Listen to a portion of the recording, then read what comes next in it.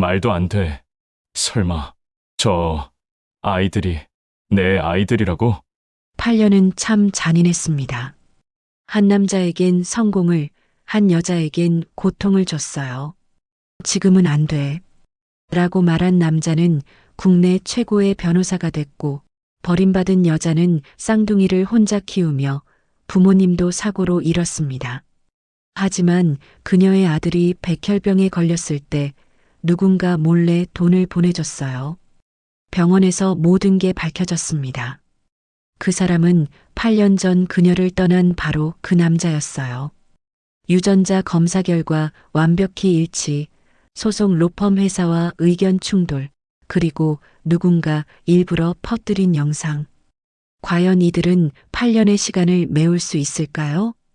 사연을 시작하기 전 무료로 할 수 있는 구독과 좋아요 부탁드립니다. 바람 같은 이야기를 찾아주신 고마운 분들께 기쁨과 행복이 가득하시길 바랍니다. 2025년 10월의 어느 저녁, 서울역은 평일 퇴근 시간 특유의 혼잡함으로 가득했습니다. 수천 명의 사람들이 서둘러 발걸음을 옮기고 있었죠. 그 인파 속에서 한 남자가 걸음을 멈췄습니다. 강도윤, 38살. 국내 최대 로펌 세강의 파트너 변호사인 그는 고급 수트 차림에 가죽 서류 가방을 든 채 서 있었어요. 그의 시선은 환승 통로 쪽을 지나가는 한 여자와 두 아이에게 고정되어 있었습니다.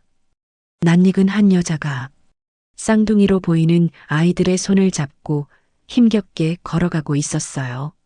왼쪽 손에는 남자아이, 오른쪽 손에는 여자아이. 여자의 어깨는 피곤해 지쳐 축 처져 있었습니다. 윤서아. 그 이름이 그의 입술 사이로 새어나올 듯 말 듯 했어요. 36살의 서아는 8년 전 그가 기억하는 모습과는 너무나 달랐습니다. 짧게 자른 머리에 창백한 얼굴. 도윤의 시선은 자연스럽게 아이들에게로 옮겨갔어요. 7살쯤 되어 보이는 남자아이의 손등에 의료용 테이프가 붙어 있었습니다. 여자아이는 오빠로 보이는 남자아이의 손을 놓칠세라 두 손으로 꽉 잡고 있었어요. 환승 계단 앞에서 남자아이가 갑자기 멈춰 섰습니다. 기침을 하기 시작했어요. 서아는 재빨리 새 마스크를 꺼내 아이의 마스크를 갈아 끼우고 소독 물티슈로 손을 하나하나 닦아주었습니다. 수백 번도 넘게 반복한 듯 자연스러운 동작이었어요. 도윤의 가슴이 철렁 내려앉았습니다. 손이 떨리기 시작했어요. 경의중앙선 용문행 열차가 잠시 후 3번 승강장에 도착합니다. 전광판에서 기계적인 안내 방송이 흘러나왔습니다. 서아 일행이 서둘러 계단을 내려가기 시작했어요. 도윤은 무의식 중에 그들을 따라 걸음을 옮기고 있었습니다. 그때 서아의 가방에서 무언가가 바닥에 떨어졌어요. 도윤은 재빨리 그 쪽지를 집어들었습니다. 손에 든 종이를 보는 순간 그의 얼굴이 새하얗게 질렸어요. 대한병원 소아혈액 종양내과 외래 수납 대기표. 환자 이름 이준. 소아혈액 종양내과. 그 단어가 도윤의 가슴에 비수처럼 꽂혔습니다. 서아야. 도윤의 다리에 힘이 들어갔습니다. 한 발을 내디뎠어요. 하지만 그의 업무용 휴대폰이 울리기 시작했습니다. 무심코 화면을 내려다본 도윤의 움직임이 완전히 멈췄어요. 수신 전화 화면 위로 문자 메시지 알림이 떠 있었습니다. 발신자는 윤서아. 그런데 메시지 옆에 표시된 숫자가 이상했어요. 읽지 않음 12건. 2017년부터 2018년 사이에 온 메시지들. 8년 전 그가 의도적으로 외면했던 단 한 번도 열어보지 않았던 메시지들이었습니다. 도윤은 숨이 막히는 것 같았어요. 손가락이 저절로 움직여 메시지 목록을 열었습니다. 도윤아, 나 산부인과 다녀왔어. 쌍둥이래. 우리 어떡하지? 10번이나 전화했는데 왜 안 받아? 나 너무 무섭고 외로워. 마지막으로 부탁해. 제발 연락 좀 줘. 이렇게 끝나는구나. 알았어. 혼자서라도 잘 키울게. 건강해. 메시지 하나하나가 도윤의 가슴에 대못을 박는 것 같았어요. 도윤은 고개를 번쩍 들었습니다. 하지만 서아와 아이들은 이미 열차에 탑승한 후였어요. 유리창 너머로 서아가 아이들을 무릎에 앉힌 채 자리에 앉는 모습이 보였습니다. 도윤은 손을 뻗었습니다. 하지만 열차가 천천히 움직이기 시작했어요. 바로 그 순간 휴대폰이 또다시 울렸습니다. 화면에 표시된 이름을 본 도윤의 얼굴이 굳어졌어요. 백나무 회장님, 세강 로펌의 대표이자 그의 예비 장인이었습니다. 도윤은 떨어져가는 열차를 바라보며 떨리는 손으로 통화 버튼을 눌렀어요. 강 변호사, 내일 우리 VIP 고객인 대한병원 그룹 이사회 소송 준비는 잘 돼가나? 대한병원, 바로 그 병원이었습니다. 손에 들린 외래 수납 대기표에 적힌 그 병원. 서아와 아픈 아이가 치료받고 있는 바로 그곳이요. 도윤은 입술을 깨물었습니다. 철컥거리는 소리를 내며 멀어지는 열차의 뒷모습이 흐려져 보였어요. 회장님, 제가 말을 잇지 못했습니다. 목구멍에 뭔가 걸린 것 같았어요. 그럼 내일 오전 10시 사무실에서 보세. 꼭 좋은 소식 듣고 싶네. 전화가 끊겼습니다. 도윤은 승강장 한가운데 우두커니 서 있었어요. 손에는 여전히 서아가 떨어뜨린 대기표가 들려 있었습니다. 그날 밤 도윤은 집에서 오래된 서랍을 열었습니다. 먼지가 쌓인 서류들을 치우자 가장 아래에서 바랜 노란 봉투들이 나왔어요. 8년 동안 한 번도 뜯지 않았던 서아의 편지들이었습니다. 도윤은 떨리는 손으로 첫 번째 봉투를 집어들었어요. 하지만 뜯을 수가 없었습니다. 손가락에 힘이 들어가지 않았어요. 그는 편지를 가슴에 꼭 안았습니다. 그리고 그대로 바닥에 주저앉았어요. 순간 8년 전 그날이 선명하게 떠올랐습니다. 2017년 10월의 어느 오후 사법연수원 근처 카페. 서아가 떨리는 손으로 작은 봉투를 꺼냈어요. 하얀 봉투 위쪽에는 산부인과 로고가 인쇄되어 있었습니다. 나 임신했어. 그 말이 떨어지는 순간 카페 안의 모든 소리가 사라진 것 같았어요. 도윤의 손에서 볼펜이 떨어져 바닥에 굴러갔습니다. 서아야, 지금은 안 돼. 도윤의 목소리는 낮고 차가웠습니다. 아이 말이야, 서아야. 나 지금 검사 임용 앞두고 있잖아. 내 미래를 망칠 순 없어. 그럼 우린 어떻게 해? 나 혼자 어떻게 해? 서아야. 미안하지만 난 도와줄 수 없어. 서아, 너가 알아서 해결해. 지금은 내가 신경 쓸 겨를이 없어. 서아의 눈에서 눈물이 주르륵 흘러내렸습니다. 그날 이후 서아는 도윤에게 수없이 전화를 걸었습니다. 하지만 도윤은 단 한 번도 받지 않았어요. 노란 편지 봉투들이 하나씩 그의 고시원 문틈으로 들어왔지만 그는 단 한 통도 뜯어보지 않았습니다. 2017년 11월 말 어머니는 단호하게 말했어요. 도윤아, 여자는 나중에 얼마든지 만날 수 있어. 하지만 검사 임용은 지금 아니면 안 돼. 지금은 내 커리어가 먼저야. 도윤은 아무 말도 하지 못했어요. 그저 고개만 끄덕였습니다. 2018년 2월 서아의 마지막 문자가 왔습니다. 도윤아, 나 이제 연락 안 할게. 병원 가. 혼자서라도 잘 키울게. 건강해. 도윤은 그 문자를 읽고 휴대폰 화면을 껐습니다. 그리고 다시 법률 서적을 펼쳤어요. 그해 3월 도윤은 검사로 임용되었습니다. 모두가 축하해 주었어요. 하지만 그날 밤 그의 책상 서랍 안에는 여전히 뜯지 않은 노란 봉투들이 가지런히 쌓여 있었습니다. 회상에서 깨어난 도윤은 눈물을 흘리고 있었습니다. 미안해. 정말 미안해. 그의 사과는 텅 빈 방 안에 울려 퍼졌습니다. 하지만 그 말을 들어줄 사람은 아무도 없었어요. 그렇게 8년이 흘렀고 도윤은 그 선택의 결과를 오늘 마주했습니다. 병든 아이의 손을 잡고 힘겹게 걸어가는 서아의 모습으로요. 2025년 10월 20일 오후 도윤은 강남의 한 허름한 건물 3층에 있는 작은 사무실 앞에 서 있었습니다. 문패에는 정수탐정사무소라고 적혀 있었어요. 그는 주변을 살피며 모자를 더 깊게 눌렀었습니다. 누군가 알아볼까봐 신경이 곤두서 있었어요. 문을 열고 들어서자 담배 냄새가 코를 찔렀습니다. 좁은 사무실 안에는 오래된 책상과 의자, 그리고 벽면을 가득 채운 서류 캐비닛이 전부였어요. 책상 뒤에 앉아있던 중년 남자가 고개를 들었습니다. 어서 오십시오. 전화 주신 분이시죠? 박정수 50살. 전직 형사 출신으로 이제는 개인 조사 업무를 하고 있었습니다. 그의 날카로운 눈빛에서 오랜 경력이 느껴졌어요.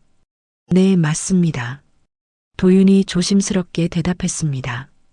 정수는 그에게 의자를 권했어요. 도윤이 앉자 정수는 노트를 꺼내 펜을 들었습니다. 어떤 조사를 원하시는지 말씀해 주시죠. 단, 제가 하는 일엔 원칙이 있습니다. 개인정보보호법을 위반하는 일은 절대 안 해요. 불법적인 방법으로 정보를 얻지도 않고요. 도윤은 잠시 망설였습니다. 그리고 천천히 입을 열었어요. 윤서아라는 사람을 찾고 있습니다. 36살이고 7살 쌍둥이를 키우고 있어요. 아들이 아픈 것 같은데 정확히 어떤 상황인지 알고 싶습니다. 정수는 메모를 하면서 물었습니다. 관계가 어떻게 되시죠? 그건 도윤의 목소리가 작아졌어요.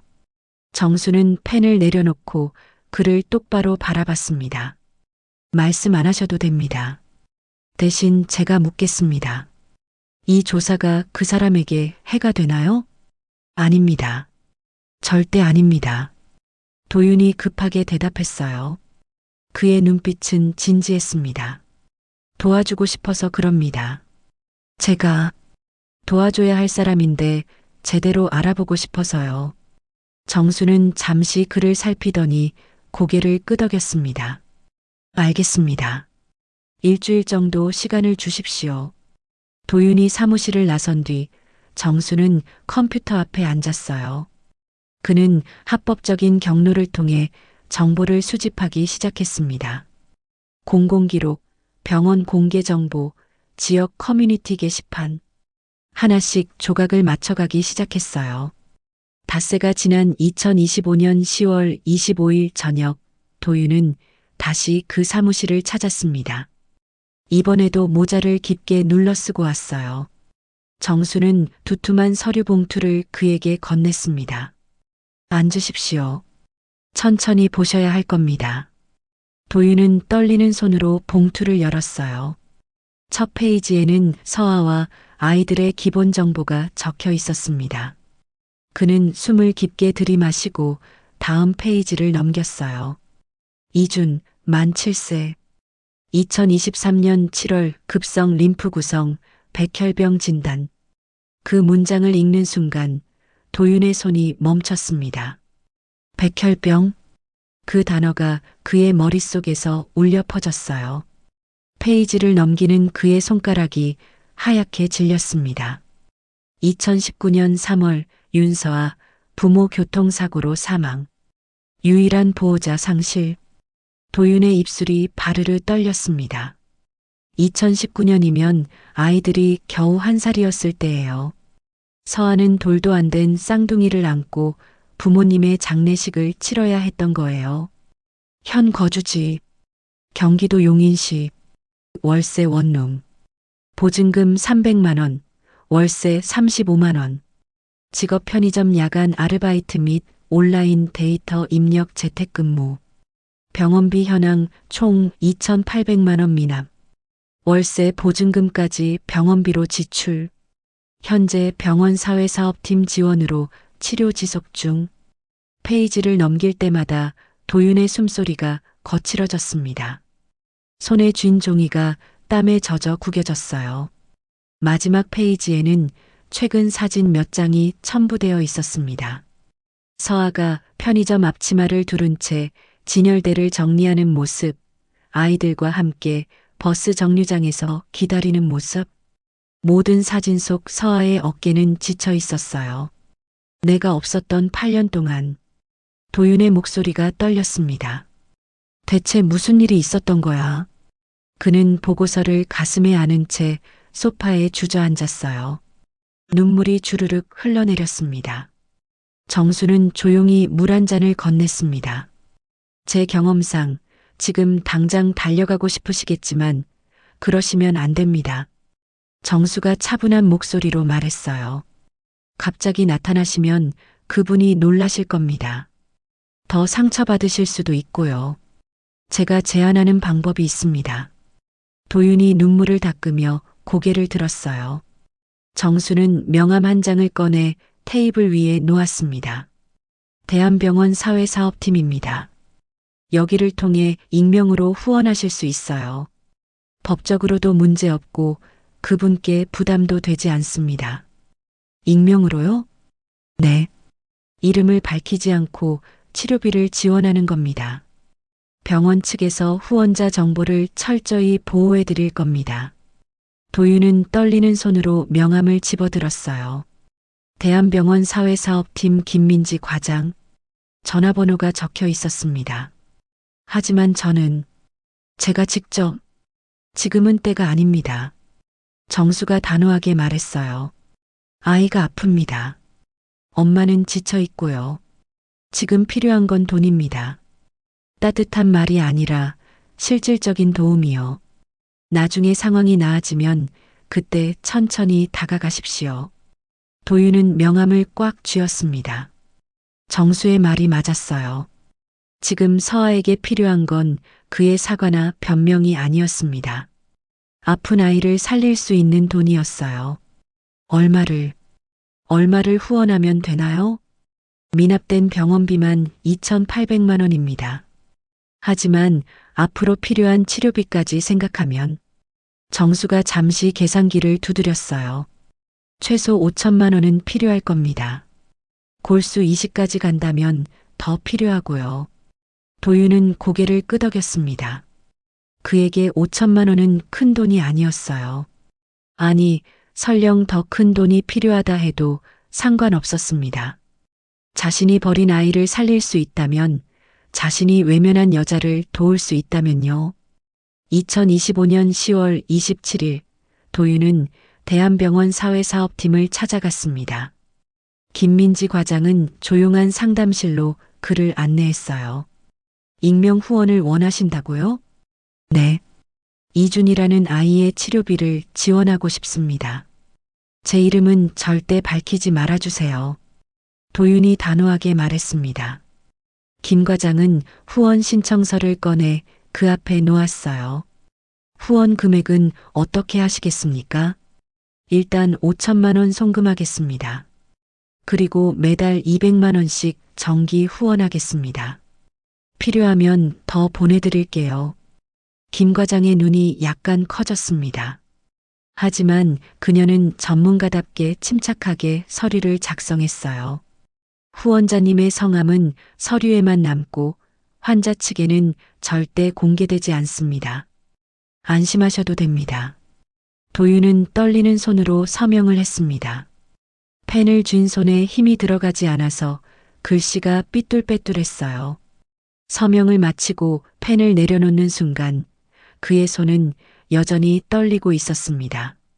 이걸로 아이가 나아질 수 있을까요? 도윤이 작은 목소리로 물었어요.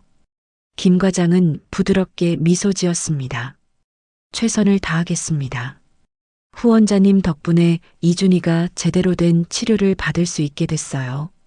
정말 감사합니다. 하지만 도윤은 고맙다는 말을 들을 자격이 없다고 생각했습니다. 이건 후원이 아니었어요. 속죄였습니다. 8년 전 자신이 저지른 죄에 대한 너무 늦어버린 보상이었어요. 병원을 나서는 도윤의 발걸음은 무겁기만 했습니다. 가을 저녁 바람이 차갑게 뺨을 스쳤어요. 그는 병원 건물을 돌아보았습니다. 저 건물 어딘가에 서아와 아이들이 있을 거예요. 하지만 그는 그들 앞에 나타날 수 없었습니다. 아직은요. 그날 밤 도윤은 집에서 노트북을 켰습니다. 그리고 급성 림프 구성 백혈병을 검색했어요. 화면에 나타난 정보들을 하나하나 읽어 내려갔습니다. 치료 방법, 생존율, 필요한 관리. 새벽 4시까지 그는 화면을 보며 공부했어요. 서아가 혼자서 이 모든 걸 감당해왔다는 게 믿기지 않았습니다. 의학 용어 하나하나를 찾아보고 아픈 아이를 돌보면서 생계까지 책임지며 8년을 버텨온 거예요. 도윤은 노트북을 덮고 두 손으로 얼굴을 감췄습니다. 미안해, 서아야. 정말 미안해. 그의 사과는 텅 빈 방 안에 울려 퍼졌습니다. 하지만 그 말을 들어줄 사람은 아무도 없었어요.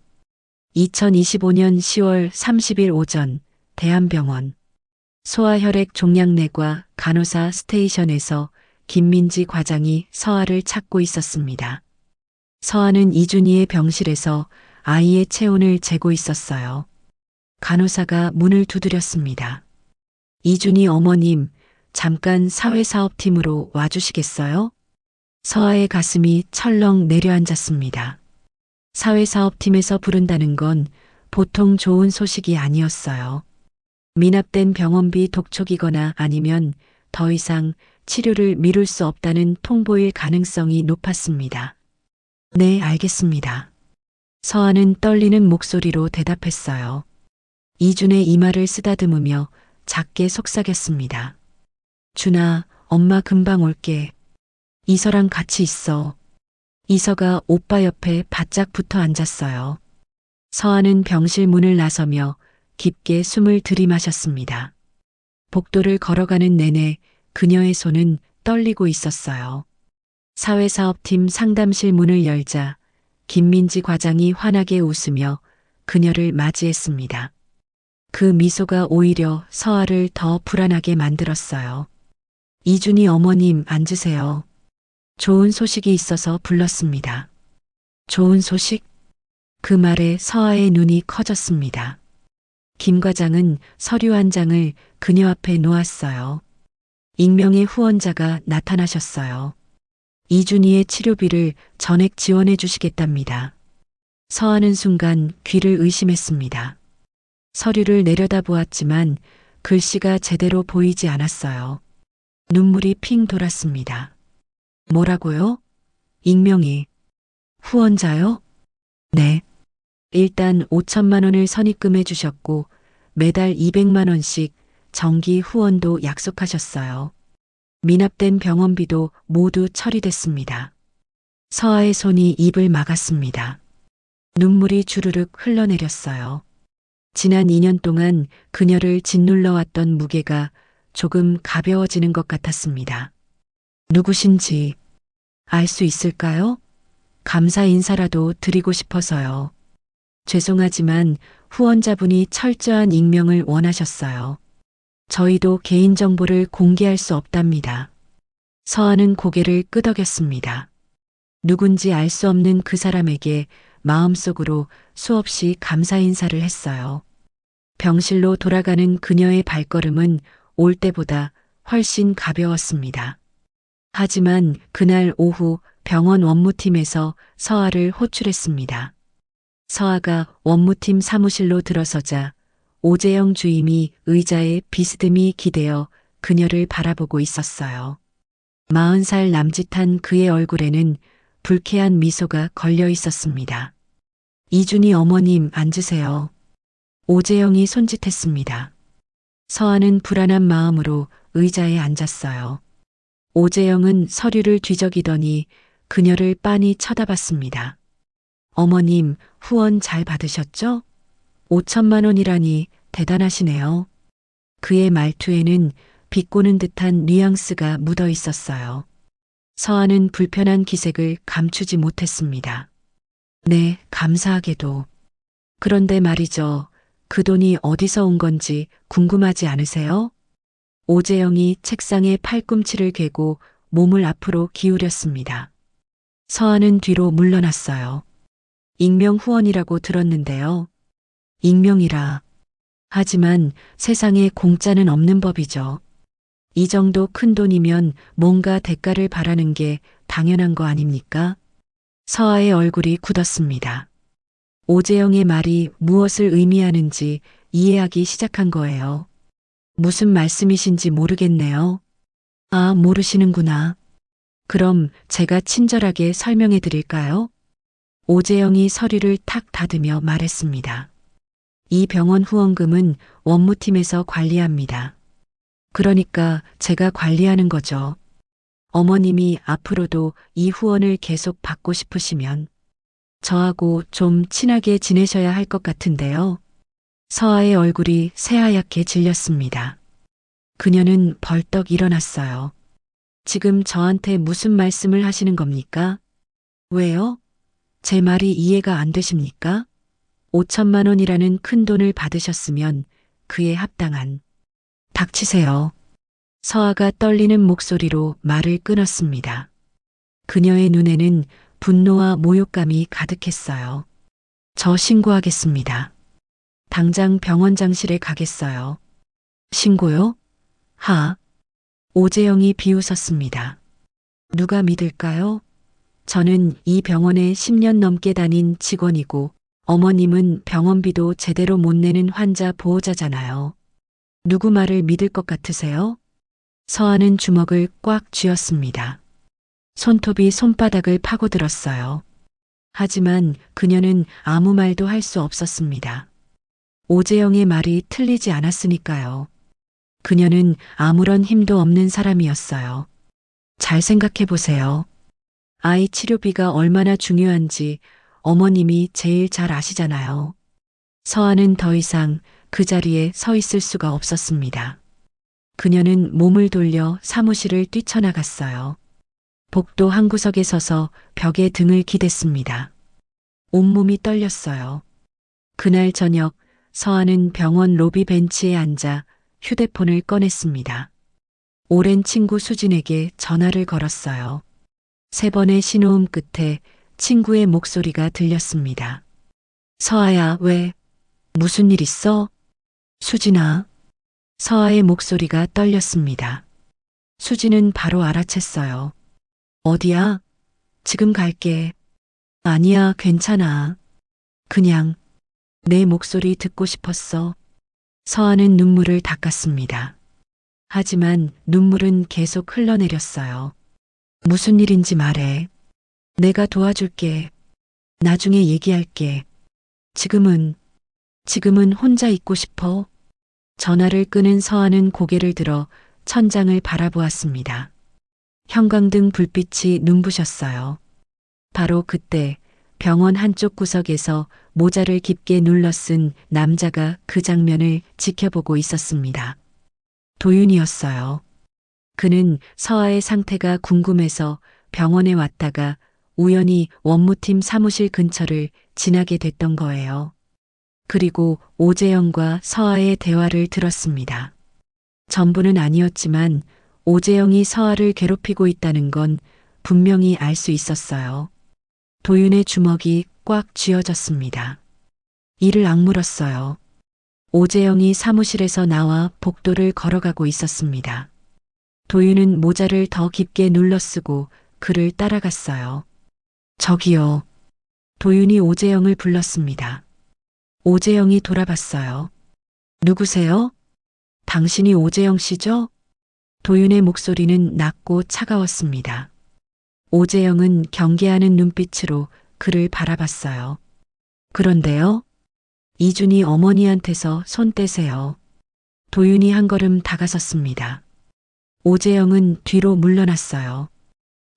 뭔 소리야. 당신 누군데 남의 일에. 경고합니다. 다시 한번 그분한테 접근하면 가만 안 둘 겁니다. 도윤의 눈빛이 날카로웠습니다. 오재영은 뭔가 말하려다가 입을 다물었어요. 도윤의 기세에 눌린 거였습니다. 도윤은 더 이상 말하지 않고 돌아섰습니다. 하지만 멀리서 서아가 벤치에 앉아 고개를 숙이고 있는 모습이 보였어요. 그는 다가가고 싶었습니다. 하지만 발걸음이 떨어지지 않았어요. 아직은 안 돼. 도윤은 고개를 돌려 병원을 나섰습니다. 그의 가슴 속에는 분노와 안타까움이 뒤섞여 있었어요. 다음 날인 2025년 11월 1일, 서아는 병원윤리위원회에 오재영을 신고했습니다. 하지만 증거가 없었어요. 오재영은 모든 혐의를 부인했고 병원 측은 서아의 주장을 믿지 않았습니다. 오히려 서아가 후원금을 노리고 거짓 신고를 한 게 아니냐는 의심까지 받았어요. 며칠 후 서아는 경찰서에서 조사를 받았습니다. 오재영이 오히려 서아를 무고죄로 고소한 거예요. 서아는 좁은 조사실에 앉아 떨리는 목소리로 진술했습니다. 제가 거짓말하는 게 아니에요. 정말 그 사람이. 하지만 증거가 없잖아요. 녹음도 없고 목격자도 없고. 경찰관이 고개를 저었습니다. 서아는 입술을 깨물었어요. 결국 증거 불충분으로 사건은 종결됐습니다. 하지만 서아는 더 이상 대한병원에 있기가 힘들었어요. 그날 밤 늦게 서아의 집 초인종이 울렸습니다. 문을 열자 수진이 서 있었어요. 손에는 치킨과 음료수가 들려 있었습니다. 나야. 들어가도 돼? 서아는 아무 말 없이 수진을 안았습니다. 그리고 그대로 울기 시작했어요. 수진은 서아의 등을 토닥였습니다. 괜찮아, 괜찮아. 내가 여기 있잖아. 둘은 바닥에 앉아 이야기를 나눴습니다. 서아는 오재영에게 당한 일, 경찰 조사받은 일, 모든 걸 털어놓았어요. 수진은 서아의 손을 꽉 잡았습니다. 그 인간 절대 용서 못해. 내가 뭔가 방법을 찾아볼게. 수진아, 고마워. 내가 있어서 정말 다행이야. 수진은 서아를 꼭 안아주었습니다. 그녀의 품에서 서아는 한참을 울었어요. 8년 동안 혼자 참아왔던 눈물을 오늘만큼은 마음껏 흘렸습니다. 2025년 11월 5일 오후 2시 도윤은 대한병원 로비 한 구석 벤치에 앉아 있었습니다. 모자를 깊게 눌러쓰고 마스크로 얼굴을 가렸지만 그의 시선은 계속해서 수납 창고 쪽을 향하고 있었어요. 서아가 올 시간이었습니다. 오후 2시 10분쯤 서아가 이준의 손을 잡고 로비로 들어왔어요. 아이는 여전히 마스크를 쓰고 있었고 걸음걸이가 불안정했습니다. 서아는 아이를 의자에 앉히고 수납 창구로 향했어요. 창구 앞에는 몇 명의 사람들이 줄을 서 있었습니다. 서아는 맨 뒤에 서서 차례를 기다렸어요. 그런데 바로 그때 오재영이 원무팀 사무실에서 나왔습니다. 그는 서아를 발견하고는 비웃는 듯한 표정을 지었어요. 오재영이 서아 쪽으로 다가왔습니다. 서아는 그를 보자마자 몸을 경직시켰어요. 주먹을 꽉 쥐었습니다. 이준이 어머님, 오랜만이네요. 오재영이 일부러 큰 소리로 말했습니다. 주변 사람들이 그쪽을 쳐다봤어요. 서아는 고개를 돌려 그를 외면했습니다. 무시하시네요. 그런데 말이죠, 어머님. 후원금 잘 받아 쓰고 계시죠? 오재영이 또다시 큰 목소리로 말했습니다. 이번엔 주변 사람들이 수군거리기 시작했어요. 서아의 얼굴이 붉어졌습니다. 비켜주세요. 서아가 낮은 목소리로 말했습니다. 하지만 오재영은 비키지 않았어요. 오히려 한 걸음 더 다가왔습니다. 제 말 잘 들으셨죠? 후원금 계속 받고 싶으시면. 바로 그 순간이었습니다. 누군가 오재영의 어깨를 잡았어요. 오재영이 뒤를 돌아보자 모자를 쓴 남자가 서 있었습니다. 도윤이었어요. 이분한테서 떨어지세요. 도윤의 목소리는 낮고 차가웠습니다. 오재영이 어깨를 털어냈어요. 누구세요? 관계자도 아닌 사람이. 경고했잖습니까? 다시는 이분한테 접근하지 말라고. 도윤이 오재영의 팔을 잡아 떼어냈습니다. 힘이 꽤 들어가 있었어요. 오재영이 비틀거렸습니다. 서아는 그 남자를 쳐다봤습니다. 모자와 마스크 때문에 얼굴은 보이지 않았지만 뭔가 낯익은 느낌이 들었어요. 목소리도 체격도 어딘가 본 듯한 느낌이었습니다. 저기요, 괜찮으세요? 도윤이 서아를 향해 말했습니다. 일부러 목소리를 낮춰서 알아듣기 힘들었어요. 서아는 고개를 끄덕였습니다. 네, 감사합니다. 도윤은 더 이상 말하지 않고 돌아서려 했습니다. 하지만 오재영이 그를 붙잡았어요. 잠깐만요. 당신 정체가 뭐죠? 왜 이 일에 끼어드는 겁니까? 법률 상담을 해드리려고 했습니다. 도윤이 차갑게 말했습니다. 이분이 부당한 대우를 받고 계신 것 같아서요. 제가 변호사인데 무료로 법률 도움을 드릴 수 있습니다. 변호사라는 말에 서아의 눈이 커졌습니다. 그런데 그 순간 오재영이 크게 웃었어요. 아, 강도윤 변호사님 아니십니까? 오재영의 목소리가 로비에 울려 퍼졌습니다. 도윤의 몸이 굳었어요. 저희 대한병원 그룹 소송건으로 오셨습니까? 이런 데서 뵙게 될 줄 몰랐네요. 서아의 얼굴이 창백해졌습니다. 대한병원 그룹, 그리고 강도윤. 그 이름이 그녀의 머릿속에서 울렸어요. 심장이 쿵쾅 뛰기 시작했습니다. 도윤은 천천히 마스크를 내렸습니다. 더 이상 숨길 수가 없었어요. 그의 얼굴이 드러나는 순간 서아는 뒤로 비틀거렸습니다. 도윤. 서아의 목소리가 떨렸습니다. 도윤은 그녀를 똑바로 쳐다볼 수가 없었어요. 고개를 숙였습니다. 서아야, 당신이 병원 측 변호사라고? 서아의 목소리가 높아졌습니다. 주변 사람들이 모두 그들을 쳐다보고 있었어요. 아니야, 그게 아니라. 그럼 뭐야? 왜 여기 있는 거야? 뭐하러 나타난 거야? 서아가 소리쳤습니다. 그녀의 눈에는 분노와 배신감이 가득했어요. 도윤은 한 걸음 다가가려 했지만 서아는 뒤로 물러났습니다. 가까이 오지 마. 서아야, 내 말 좀 들어봐. 나는 들을 것 없어. 넌 8년 전에도 날 버렸잖아. 이제 와서 뭐하러 나타난 거야? 불쌍해서? 아니면 죄책감 때문에? 서아의 목소리가 점점 커졌습니다. 로비에 있던 사람들이 모두 그들을 쳐다보고 있었어요. 누군가 휴대폰을 꺼내 그 장면을 촬영하기 시작했습니다. 서아야, 제발. 제발은 무슨 제발이야.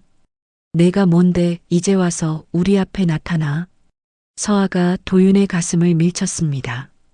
도윤은 비틀거렸지만 피하지 않았어요. 서아는 다시 그의 가슴을 쳤습니다. 한 번, 두 번, 세 번. 그러다가 그대로 주저앉아 울기 시작했어요. 왜 이제 와서 나타난 거야? 8년 동안 어디 있었어? 도윤은 무릎을 꿇고 서아 앞에 앉았습니다. 그의 눈에도 눈물이 맺혀 있었어요. 미안해. 정말 미안해. 하지만 서아는 그의 사과를 받아주지 않았습니다. 그녀는 비틀거리며 일어나 이준이 앉아있는 곳으로 갔어요. 아이의 손을 잡고 병원을 나가려 했습니다. 도윤이 그녀를 따라갔습니다. 서아야, 잠깐만. 내 말 좀. 따라오지 마. 다시는 내 앞에 나타나지 마. 서아가 뒤도 돌아보지 않고 말했습니다. 그녀는 이준의 손을 꽉 잡고 병원 입구로 향했어요. 도윤은 그 자리에 멈춰 섰습니다. 더 이상 따라갈 수가 없었어요. 로비에 남은 사람들이 수군거렸습니다. 오재영은 비웃는 표정으로 그 광경을 지켜보고 있었어요. 그리고 한 보호자는 방금 촬영한 영상을 자기 휴대폰으로 보고 있었습니다. 그날 저녁 서아는 집에 돌아와 소파에 주저앉았습니다. 아이들은 방에서 자고 있었어요. 그녀는 떨리는 손으로 휴대폰을 꺼내 수진에게 전화를 걸었습니다. 수진아, 서아야, 무슨 일이야? 목소리가 왜 그래? 도윤이를 봤어. 전화기 너머로 수진의 숨소리가 멈췄습니다. 뭐라고? 강도윤을? 응.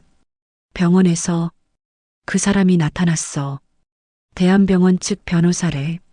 그 사람이 병원 편이래. 서아의 목소리가 흐느껴 울음으로 바뀌었습니다. 수진이 급하게 말했어요. 지금 어디야? 내가 당장 갈게. 아니야, 괜찮아. 아이들 자고 있어서. 괜찮을 리 없잖아. 서아야, 나 지금 출발할게. 30분 안에 도착할게. 전화가 끊겼습니다. 서아는 휴대폰을 내려놓고 무릎을 껴안았어요. 8년 만에 다시 만난 그 사람. 하지만 그는 이제 적의 편에 서 있는 사람으로 보였습니다.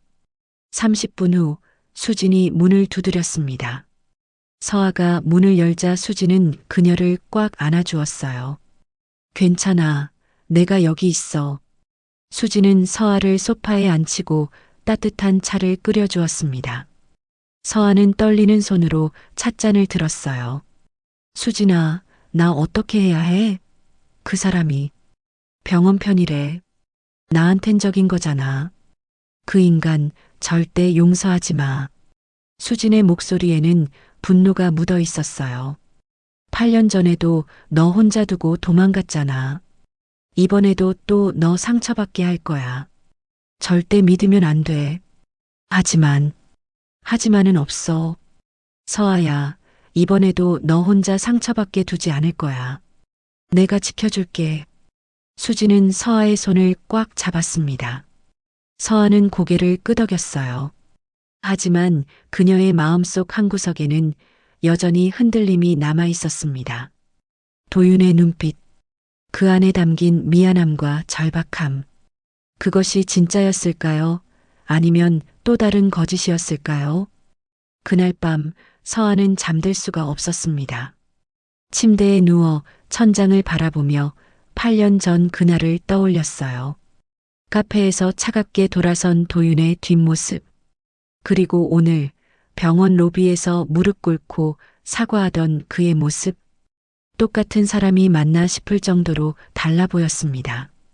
하지만 서아는 고개를 저었습니다. 더 이상 그를 믿을 수 없었어요. 한번 배신당한 상처는 쉽게 아물지 않았습니다. 특히 그것이 사랑하는 사람에게서 받은 상처라면요. 2025년 11월 7일 밤 11시 서아는 이준과 이설을 재운 후 거실 소파에 앉아 있었습니다. 낡은 소파 쿠션이 푹 꺼져 있었어요. 그녀는 무릎을 껴안고 창밖을 바라보고 있었습니다. 밤하늘에는 별 하나 보이지 않았어요. 휴대폰이 울렸습니다. 낯선 번호였어요. 서아는 잠시 망설이다가 전화를 받았습니다. 여보세요? 이준이 어머님이십니까? 전화기 너머로 급한 목소리가 들려왔어요. 대한병원 응급실 간호사였습니다. 네, 맞는데요. 무슨 일이세요? 이준이 혈액 검사 결과가 나왔는데요. 백혈구 수치가 급격히 떨어졌습니다. 지금 당장 병원으로 오셔야 할 것 같아요. 서아의 얼굴이 새하얗게 질렸습니다. 휴대폰을 든 손이 떨렸어요. 지금요? 지금 당장이요? 네, 최대한 빨리 오십시오. 아이 상태가 좋지 않습니다. 전화가 끊겼습니다. 서아는 벌떡 일어나 방으로 뛰어들어갔어요. 이주는 침대에서 자고 있었습니다. 하지만 가까이 다가가 보니 아이의 얼굴이 평소보다 더 창백했어요. 이마에 손을 대자 뜨거운 열기가 느껴졌습니다. 준아, 일어나야 해. 병원 가야 해. 서아가 떨리는 목소리로 아이를 깨웠습니다. 이주는 힘겹게 눈을 떴어요. 그의 눈동자는 초점이 흐릿했습니다. 엄마, 추워. 아이의 목소리는 가늘게 떨리고 있었어요. 서아는 급히 아이에게 두꺼운 옷을 입혔습니다. 손이 너무 떨려서 단추를 채우는데 시간이 오래 걸렸어요. 이서야 일어나. 오빠랑 병원 가야 해. 이서도 잠에서 깼습니다. 어린아이는 상황을 이해하지 못한 채 졸린 눈으로 엄마를 쳐다봤어요. 엄마, 지금이 몇 시야? 늦었어. 어서 일어나. 서아는 두 아이의 손을 잡고 집을 나섰습니다. 차가운 밤 공기가 얼굴을 스쳤어요. 택시를 잡아야 했지만 이 시간에 택시가 잡힐지 확신이 서지 않았습니다. 서아는 떨리는 손으로 택시 앱을 켰어요. 다행히 한 대가 배차됐습니다.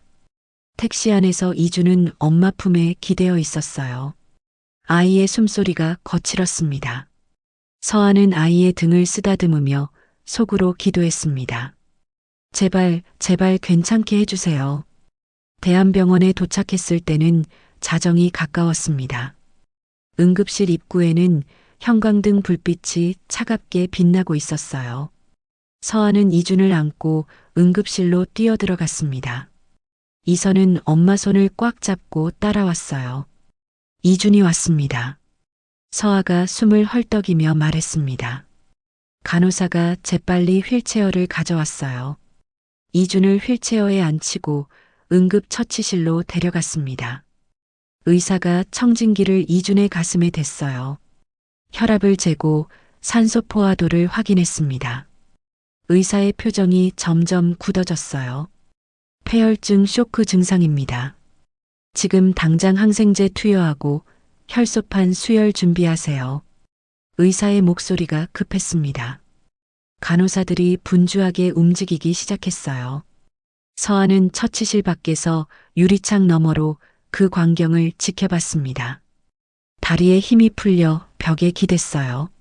엄마, 오빠 괜찮을까? 이서가 울먹이며 물었습니다. 서아는 딸을 끌어안았어요. 하지만 대답할 수가 없었습니다. 그녀 자신도 확신이 없었으니까요. 30분쯤 지났을 때 의사가 밖으로 나왔습니다. 서아는 벌떡 일어났어요. 선생님, 우리 아이 어때요? 일단 항생제를 투여했습니다. 하지만 혈소판 수치가 너무 낮아요. 긴급 혈소판 수혈이 필요한데 지정 헌혈자를 구하기가 어려운 상황입니다. 지정 헌혈자요? 네. 일반 혈액은 저희가 준비할 수 있는데 혈소판은 신선해야 해서 보통 가족이나 지인 중에서 헌혈을 받습니다. 어머님이나 주변 분들 중에 어영이신 분 계십니까? 서아의 머릿속이 하얘졌습니다. 그녀는 B형이었어요. 주변에 도움을 청할 사람도 마땅치 않았습니다. 부모님은 이미 돌아가셨고 친척들과는 연락이 끊긴 지 오래였어요. 저는 B형이에요. 그리고 주변에 서아의 목소리가 떨렸습니다. 의사가 안타까운 표정으로 그녀를 바라봤어요. 최대한 빨리 구해보시는 게 좋겠습니다. 아이 상태가 위중합니다. 서아는 휴대폰을 꺼내 수진에게 전화를 걸었습니다. 하지만 수진도 O형이었어요. 다른 지인들에게도 연락했지만 혈액형이 맞지 않거나 건강상 문제로 헌혈이 어렵다는 답변만 돌아왔습니다. 서아는 복도 벤치에 주저앉아 머리를 감싸쥐었습니다. 눈물이 뺨을 타고 흘러내렸어요. 이선은 엄마 옆에 앉아 조용히 울고 있었습니다. 바로 그때였습니다. 복도 저편에서 누군가 급하게 걸어오고 있었어요. 서아가 고개를 들자 모자를 쓴 남자가 그녀 앞에 서 있었습니다. 도윤이었어요. 서아야. 도윤이 숨을 헐떡이며 말했습니다. 그는 병원에서 서아에게 연락이 왔다는 소식을 듣고 달려온 거였어요. 사실 그는 익명 후원자로서 병원 측에 서아의 연락처를 공유해달라고 요청해둔 상태였습니다. 비상시에만요. 너가 왜 여기 있어? 서아가 차갑게 물었습니다. 도윤은 무릎을 꿇고 그녀와 눈높이를 맞췄어요. 이준이 상태 들었어. 혈소판 수혈이 필요하다며? 그게 너랑 무슨 상관이야? 나 어영이야. 도윤의 목소리가 떨렸습니다. 서아의 눈이 커졌어요. 내가 헌혈할게. 지금 당장. 서아는 잠시 말을 잇지 못했습니다. 그녀는 도윤을 밀쳐내고 싶었어요. 하지만 아이의 목숨이 걸린 문제였습니다. 자존심을 내세울 때가 아니었어요. 정말 할 수 있어? 당연하지. 어서 의사 선생님한테 말해. 도윤이 벌떡 일어나 간호사 스테이션으로 갔습니다. 서아는 그 뒷모습을 멍하니 바라보고 있었어요. 1시간 후 도윤은 헌혈실 침대에 누워 있었습니다. 간호사가 그의 팔에 바늘을 꽂았어요. 붉은 피가 투명한 호스를 따라 흘러갔습니다. 도윤은 천장을 바라보며 눈을 감았어요. 준아, 아빠가 늦어서 미안해. 그는 속으로 중얼거렸습니다. 헌혈하는 동안 그는 한 번도 만나본 적 없는 아들을 생각했어요. 8년 동안 자신이 없는 사이에 자란 그 아이를요. 헌혈이 끝나고 도윤이 복도로 나왔을 때 서아는 여전히 벤치에 앉아 있었습니다. 이선은 엄마 무릎에 머리를 기댄 채 잠들어 있었어요. 도윤이 조심스럽게 다가갔습니다. 하지만 그 순간 복도 반대편에서 누군가 빠른 걸음으로 다가오고 있었어요. 수진이었습니다. 수진은 도윤을 발견하고 얼굴이 굳었습니다. 그녀는 서아에게 달려가 먼저 상황을 물었어요. 서아야, 괜찮아? 준이는? 수혈 중이야. 조금 있으면 괜찮아질 거래. 누가 헌혈했어? 서아가 도윤을 가리켰습니다. 수진은 천천히 도윤을 쳐다봤어요. 그녀의 눈빛이 차갑게 변했습니다. 수진이 성큼성큼 도윤에게 다가갔습니다. 그리고 망설임 없이 그의 뺨을 때렸어요. 찰싹 날카로운 소리가 복도에 울려 퍼졌습니다. 내가 여길 어디라고 와. 수진의 목소리가 떨렸습니다. 분노와 원망이 섞여 있었어요. 수진아. 도윤이 뺨을 쓰다듬으며 말했습니다. 하지만 수진은 물러서지 않았어요. 또 서아 인생 망치려고 작정했어? 8년 전에 한 번으론 부족해? 아니야. 나는 그냥은 무슨 그냥이야. 너 때문에 서아가 얼마나 힘들었는지 알아? 임신했을 때, 아이 낳을 때, 부모님 돌아가셨을 때, 준이 아플 때, 매 순간마다 서아는 혼자였어. 그때 넌 대체 어디 있었는데? 수진의 목소리가 점점 커졌습니다.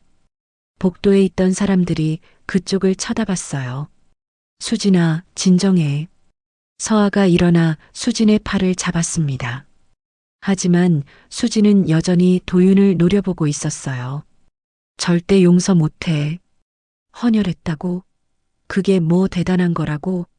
그걸로 지난 8년이 지워져? 서아가 혼자 감당한 그 모든 게 사라져? 도윤은 고개를 숙였습니다. 수진의 말이 하나도 틀리지 않았어요. 그는 아무 변명도 할 수 없었습니다. 수진아, 그만해. 이미 끝난 일이야. 서아가 수진을 진정시켰습니다. 수진은 서아를 돌아보며 눈물을 글썽였어요. 서아야, 넌 너무 착해. 이런 인간한테까지 착하게 굴지 마. 괜찮아. 나 괜찮아. 서아가 수진을 안아주었습니다. 수진은 서아의 어깨에 얼굴을 묻고 조용히 울었어요. 도윤은 그 광경을 멀리서 지켜보고 있었습니다. 가슴이 찢어지는 것 같았어요. 자신이 서아에게 얼마나 큰 상처를 줬는지, 그 상처가 얼마나 깊은지 이제야 제대로 깨닫고 있었습니다. 새벽 4시쯤 의사가 나왔습니다. 서아와 수진이 벌떡 일어났어요. 수혈 잘 됐습니다. 아이 상태가 안정됐어요. 이틀 정도 지켜봐야겠지만 고비는 넘긴 것 같습니다. 서아는 그 자리에 주저앉아 울기 시작했습니다. 안도의 눈물이었어요. 수진이 그녀를 끌어안았습니다. 도윤은 복도 한 구석에서 그 모습을 지켜보고 있었어요. 그는 조용히 병원을 나섰습니다. 차가운 새벽 공기가 얼굴을 스쳤습니다. 그는 하늘을 올려다봤어요. 동쪽 하늘이 조금씩 밝아오고 있었습니다. 준아, 건강하게 자라라. 도윤은 속으로 중얼거리며 병원 주차장을 걸어 나갔습니다. 그의 뒷모습은 쓸쓸해 보였어요. 2025년 11월 10일 오전, 도윤은 대한병원 소아혈액 종양내과 주치의 진료실 앞에 서 있었습니다. 문패에는 김태준 교수라고 적혀 있었어요. 그는 여러 번 노크하려다 손을 내렸습니다. 다시 노크하려다 또 멈췄어요. 들어가도 될까? 내가 들어가도 되는 걸까? 도윤의 마음속에서 수없이 많은 질문들이 맴돌았습니다. 하지만 그는 결국 노크를 했어요. 안에서 차분한 목소리가 들렸습니다. 도윤이 문을 열고 들어가자 50대 초반으로 보이는 의사가 책상 앞에 앉아 있었어요. 김태준 교수였습니다. 안녕하십니까? 저는 강도윤이라고 합니다. 도윤이 명함을 건넸습니다. 김 교수는 명함을 받아보더니 고개를 끄덕였어요. 변호사님이시군요. 무슨 일로 오셨습니까? 이준이라는 환자에 대해 여쭤보고 싶습니다. 며칠 전 제가 지정 헌혈을 했었는데요. 김 교수의 표정이 조금 밝아졌습니다. 아, 그때 헌혈해 주신 분이시군요. 정말 감사했습니다. 덕분에 아이가 고비를 넘겼어요. 아이 상태는 어떻습니까? 도윤의 목소리가 떨렸습니다. 김 교수는 컴퓨터 화면을 보며 말했어요. 일단은 안정됐습니다. 하지만 김 교수가 말을 멈췄습니다.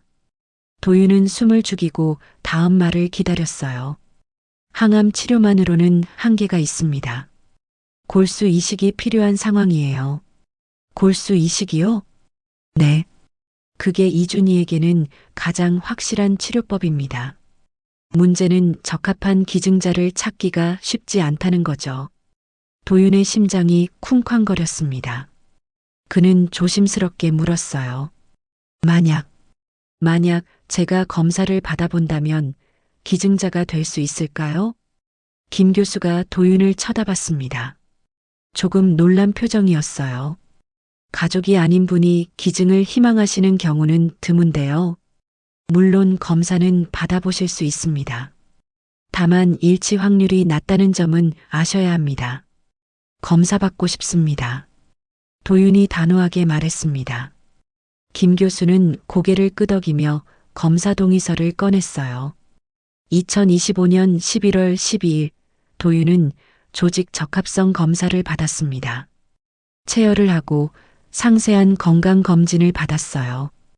일주일 정도 후에 결과가 나온다고 했습니다. 도윤은 그 일주일을 하루하루 초조하게 보냈어요. 그런데 바로 그 무렵 병원 로비에서 벌어졌던 일이 인터넷에 퍼지기 시작했습니다. 누군가 촬영했던 영상이 편집되어 올라온 거예요. 영상 속에는 서아가 도윤의 가슴을 치며 소리치는 장면만 담겨 있었습니다. 앞뒤 맥락은 모두 잘려나갔어요. 영상 제목은 이랬습니다.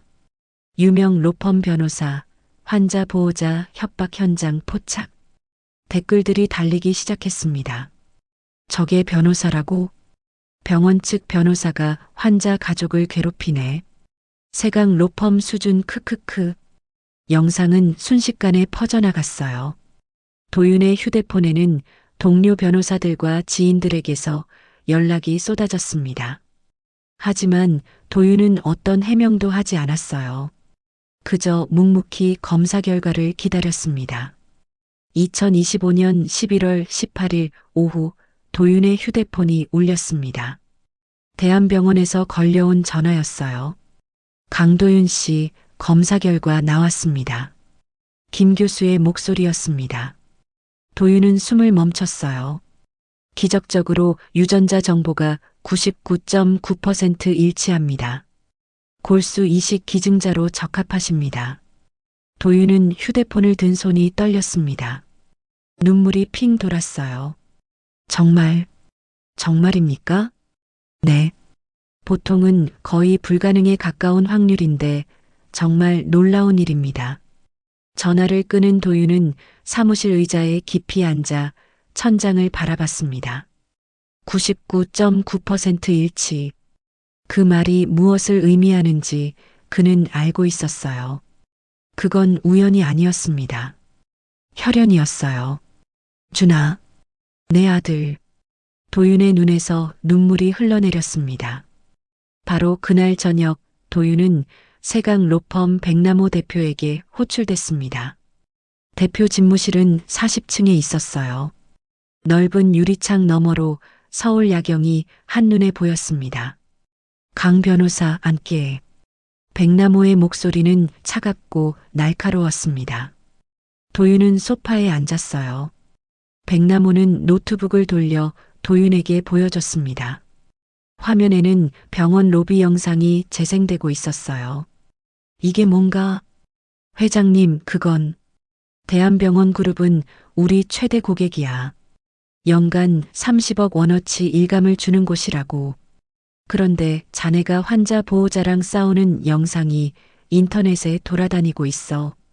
이게 우리 로펌 이미지에 얼마나 큰 타격인지 알아?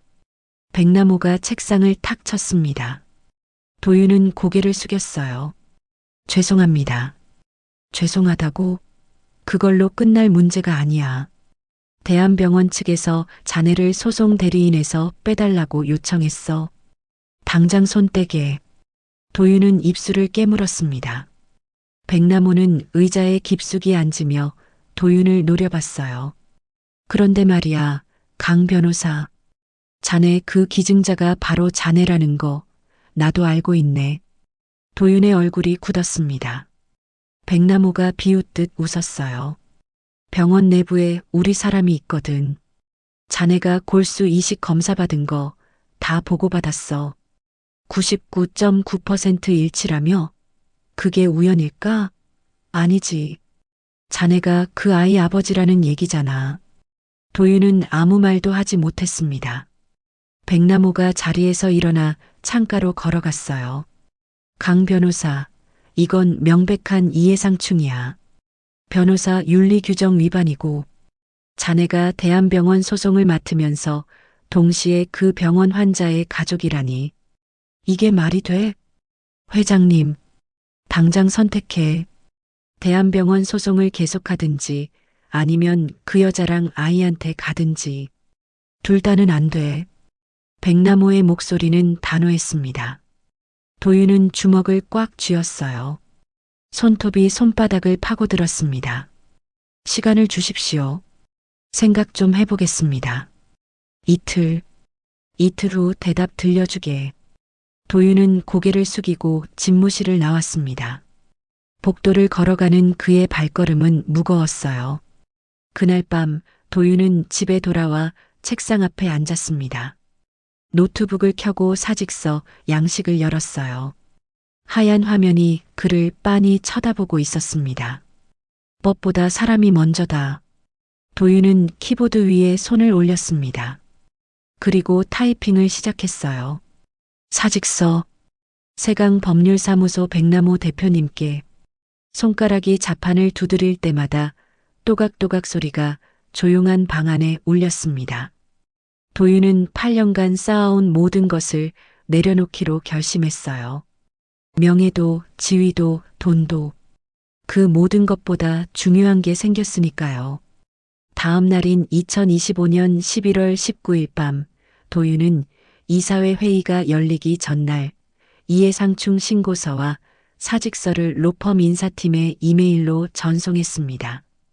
발송 버튼을 누르는 순간 그의 손은 떨리지 않았어요. 오히려 마음이 편안해졌습니다. 휴대폰이 울렸습니다. 백남호 대표였어요. 도윤은 전화를 받았습니다. 강 변호사, 미쳤나? 사직서를 냈다고? 네, 회장님. 제가 더 이상 대한병원 소송을 맡을 수 없는 상황입니다. 자네 이 업계에서 영원히 매장될 거야. 내가 보증하지. 백남호의 목소리에는 분노가 가득했습니다. 하지만 도윤은 침착했어요. 그럴 수도 있겠죠. 하지만 회장님, 저에겐 법보다 사람이 먼저입니다. 뭐, 제가 변호사가 된 이유는 돈을 벌기 위해서가 아니었습니다. 누군가를 돕기 위해서였어요. 그걸 잊고 살았습니다. 이제라도 바로잡으려고 합니다. 도윤이 전화를 끊었습니다. 그는 창밖을 바라봤어요. 밤하늘에 별이 빛나고 있었습니다. 같은 시각 병원에서 서하는 이준의 병실에 앉아 있었습니다. 김 교수가 들어와 말했어요.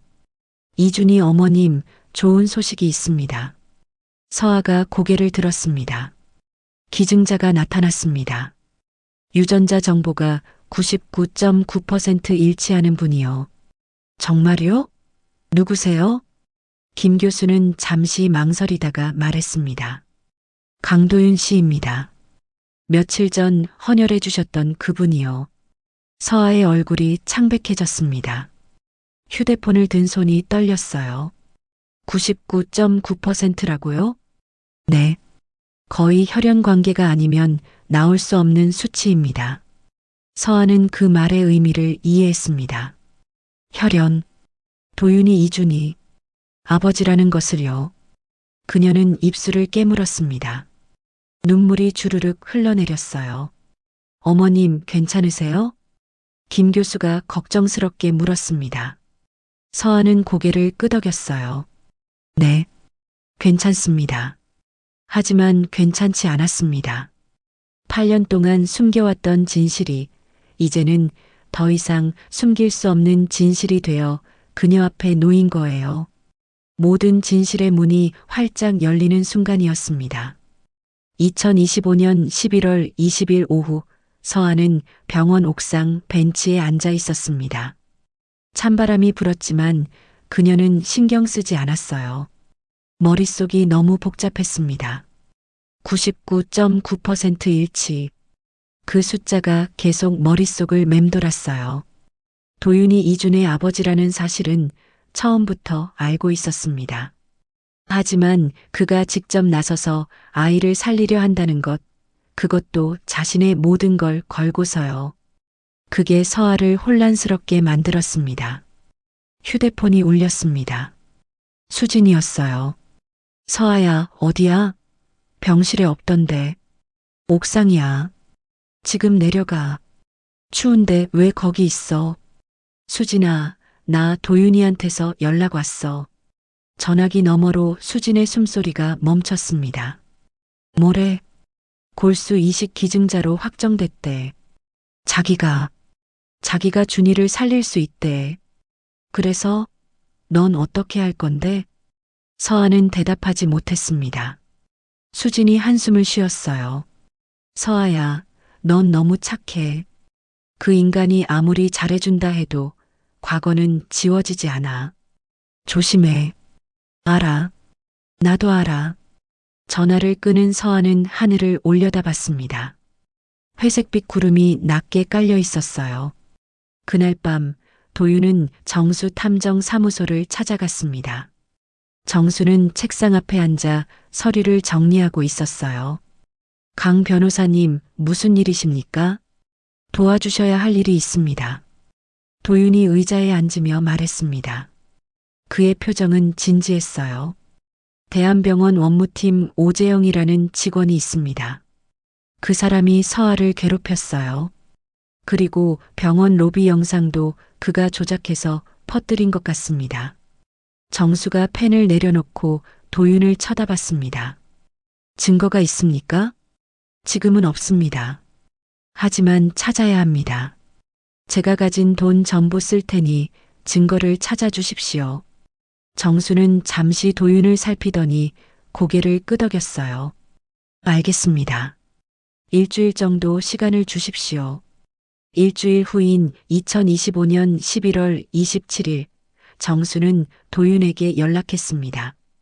두 사람은 조용한 카페에서 만났어요. 정수가 두툼한 봉투를 테이블 위에 놓았습니다. 찾았습니다. 뭘 찾으셨습니까? 오재영의 병원비 횡령 증거입니다. 지난 3년간 환자들의 후원금 중 일부를 빼돌렸더군요. 총액이 2천만 원이 넘습니다. 도윤의 눈빛이 날카로워졌습니다. 정수가 서류를 하나씩 꺼내 보여줬어요. 그리고 병원 로비 영상도 오재영이 편집해서 퍼뜨린 게 맞습니다. 그의 컴퓨터에서 원본 파일을 찾았어요. 어떻게 그걸 확인하셨습니까? 제가 전직 형사라는 거 잊으셨습니까? 합법적인 방법으로 확보했습니다. 걱정하지 마십시오. 도윤은 서류를 천천히 넘겨보았습니다. 손이 떨렸어요. 이제 오재영을 법적으로 처벌할 수 있는 증거가 생긴 거였습니다. 이걸로 뭘 하실 겁니까? 정수가 물었습니다. 도윤은 서류를 봉투에 다시 넣으며 말했어요. 공익 제보하겠습니다. 병원 윤리위원회와 경찰에 모두 제출하겠어요. 그러면 대한병원 측에서 변호사님을 더 미워할 텐데요. 상관없습니다. 저는 이미 로펌을 그만뒀어요. 잃을 게 없습니다. 도윤의 목소리는 담담했습니다. 정수는 고개를 끄덕이며 커피를 한 모금 마셨어요. 2025년 11월 29일 도윤은 대한병원 윤리위원회에 오재영의 비리 증거를 제출했습니다. 동시에 경찰에도 고발장을 접수했어요. 병원은 발칵 뒤집혔습니다.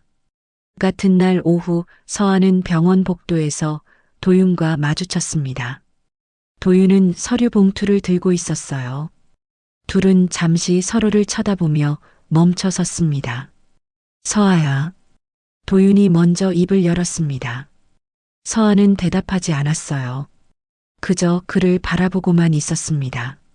나 오재영 고발했어. 증거 찾아서 경찰에 넘겼어. 서아의 눈이 커졌습니다.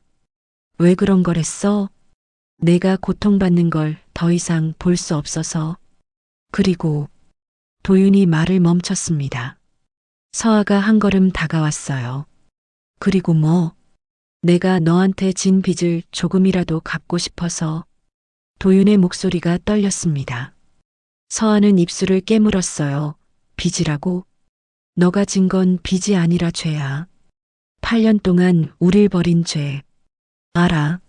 나도 알아. 그래서 남은 평생 속죄하며 살 거야. 도윤이 고개를 숙였습니다. 서아는 그의 얼굴을 쳐다봤어요.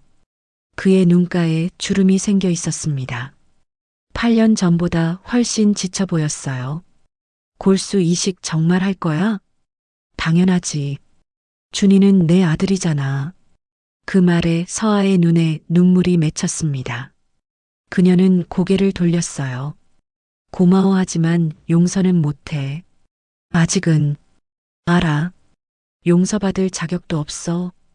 그냥 준이만 살려주면 돼. 도윤이 작은 목소리로 말했습니다.